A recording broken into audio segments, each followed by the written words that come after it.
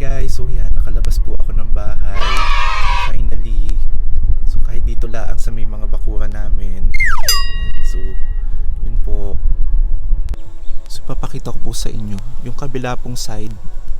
Yun na po ang subdivision, plantasyon. Yan, so sa kabilang side po ng lugar namin. Kaya po may mga bubungan doon, no?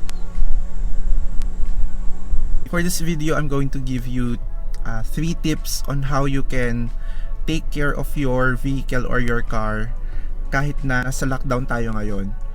So number 1, okay, my first tip is always check. Okay?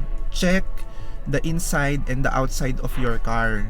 Kung ito pa'y maayos pa or may mga kailangan bang linisin. So that's number 1. Number 2 is to regularly clean your car. Okay, so panatilihin nyo pa ding malinis, okay? Hindi lang yung labas, okay, pati yung loob. Pinaka-importante syempre yung loob na malinis talaga siya. Yung sa labas naman, so siguro once or twice a week, make sure na papanatilin yung malinis yung labas, okay? So alam naman natin mahirap ngayon maghanap ng car wash. So siguro kahit punas-punas man lang, okay? And kung may time kayo magpalinis, so ipalinis nyo na. Then number 3, make sure na napapastart ninyo ang inyong sasakyan regularly. So what do I mean by regularly? So pwedeng twice a week, as long as napapastart nyo siya within a week.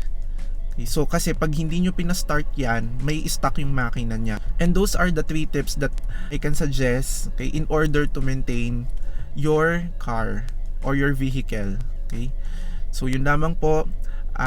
Please do stay safe, okay, sa bahay na lamang po, okay, and make sure na yung number 3 tips sinusunod po ninyo kasi yun po yung pinakamahalaga.